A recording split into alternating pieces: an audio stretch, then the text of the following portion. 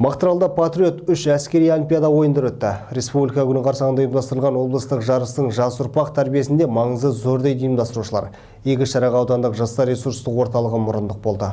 25 қазан республика күніне аудан жастар арасында мемлекеттік жастар саясатын іске асыру, жастардың патриоттық сезімдерін қалыптастыру, елін, жерін қорғауға дәріптеу аясында білім беру ұйымдарының 10-11 сынып оқушылары әскери спорттық жарыста 3 кезең бойынша бақтарын сынады. Жас буын ойын барысында әскери қызметшінің кәсібімен және әскери қызметтің қыр-сырымен танысты. Іс-шара ұйымдастырып отқан ұжымға рахмет айтқым келеді. Себебі бұл жасөспірімдердің қазірден бастап отансүйгіштікке тәрбиелеген өте дұрыс деп ойлаймын. Жастар бұл жарыс арқылы алғашқы әскери дайындық шеберліктерін арттырады. Бұл жерде жасөспірімдер АК-74 қаруын шашып жинау және де сондай-ақ басқа да оларды ату жаттығуларын орындады.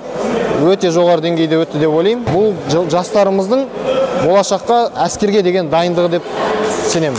Патриотизм кішкентай кезінен, жас кезінен басталады. Себебі оларға осы ойындар арқылы әскери патриоттық сезімдерін оятып, келешек біздің еліміздің одан қорғаушылары болып табылады. Сол себепті осындай жиындар жиі өткізілуі тиіс деп санайды ардагерлер. Бүгін үлкен мереке республика күніне орай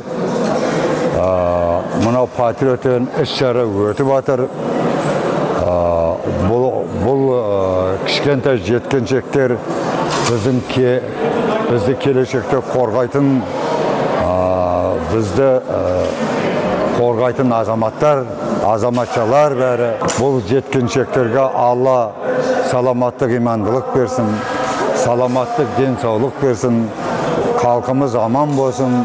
Мынау жеткіншектеріміз үлкен патриот болып, елімізді батырлықпен, үлкен кәдімгі сенімділікпен, үлкен шыдамдылықпен қорғауға шақырамыз елімізді.